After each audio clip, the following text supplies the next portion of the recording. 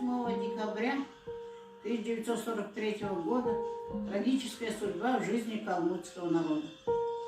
Нашу семью выселяли из железнодорожной станции Улан-Удэ и привезли в далекую Сибирь, в Алтайский край, город Алейск. Мы жили от города Алейска 12 километров.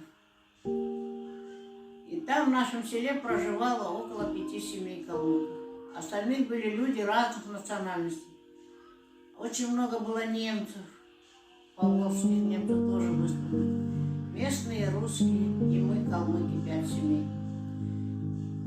Наши семьи, калмыки, жили очень дружно. И я думаю, в далекой Сибири, в жестоких условиях калмыки выжили, потому что они были очень дружны. Жили как все, как одна семья. Помогали друг другу, чем могли, поддерживали. И эта дружба осталась на многие годы. И сейчас даже многие дети, внуки и правнуки, мы поддерживаем отношения. Калмыки всегда в любых условиях, в любых сложных ситуациях поддерживали. Вот один случай. В 1945 году, в начале 46 года, мой папа Идрис Ильич Джигаря Хатунович поехал в город Алейск. И на рынке он увидел свою землячку, бабушку Халга. Мы тогда ее называли бабушкой. А сейчас, я думаю, ей было, оказывается, всего 54 года. Но она пережила ужасную трагическую судьбу. Старший сын ее был в армии, в рядах советской армии служил. А она выехала из железнодорожной станции Улан-Удэ с 5 дочерьми, девочками. И по дороге они все умерли. На различных станциях железнодорожных, в заснеженной Сибири, на Урале. Она одну за другой оставляла 5 детей. Она не смогла их похоронить. И когда она добралась до города Алейск, она приехала одна. Обезумевшая от горя, от потери близких до девочек, от незнакомых мест, она потеряла разум. Она не знала, куда идет, что делает. И вот она случайно встретилась с моим отцом, с моим папой. Он понял ее и привел ее домой. И когда стала она у нас жить. И вот это мы ее называли нашей бабушкой. А сейчас, я думаю, ей всего было 54 года. Единственная ее надежда был ее сын, который служил в рядах советской армии. И после, в 1947 году, ее сын вернулся с Широколаковской ГЭС после второй каторги.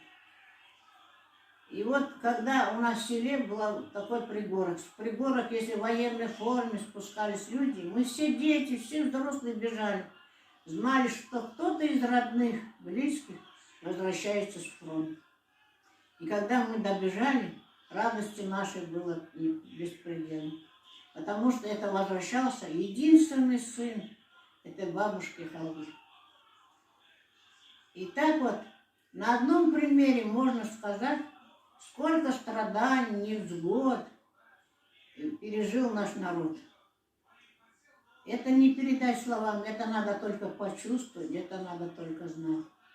И вот это было с бойцами или со страной, или в сердце было моем. Это относится к таким женщинам, женщинам мудрым, умным и хорошим. После сын ее женился, у них появилось 5, 6 или 7 детей. Потом она приехала на станцию Улан-Удэ, вернулась с сыном. И у нее было много детей, внуков. И она умерла, когда ей было около 90 лет. Такова судьба калмыцкого народа.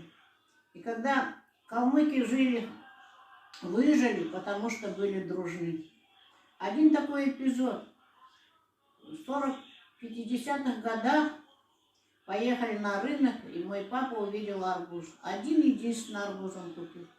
Когда принесли, он сказал, это овощи с нашей родины. Скоро, наверное, мы вернемся домой. И когда мы разрезали этот арбуз, мы все хотели есть, мы даже корку ели. Но разрезали этот кусок, и 5 семьям по кусочку я бегала, относила всем соседям, своим друзьям, землякам, калмыкам. Так калмыки жили дружно, и поэтому выжили.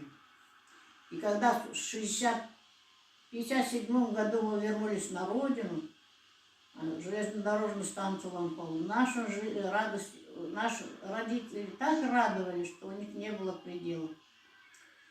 И здесь мы приехали одними из первых, купили землян, начали жить. Но что интересно, когда калмыки возвращались большими семьями, останавливались на железнодорожной станции. И в 7 часов вечера приходил поезд. Наша мама варила калмыцкий чай, пекла борщ, а мы бежали на станцию, встречали калмыки и говорили: мы здесь живем, мы калмыки, пошлите к нам. И приходили к нам, жили в этой землянке все несколько дней, потом искали, куда им ехать на родину. Кто в Красинск, кто в Джалыков, кто в Листу. Находили машины и уезжали.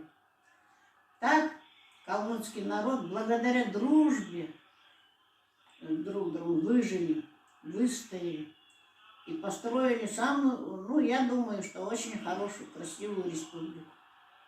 Счастья вам, здоровья, мои молодые. Живите дружно, любите республику, свою землю, свою родину. Не нужен нам берег турецкий, чужая страна не нужна. Нам нужна только наша Калмыкия. Конечно, мир многополярен, люди живут во всех странах и везде, но все-таки дороже Родины, дороже Калмыкии ничего нет. Спасибо за внимание.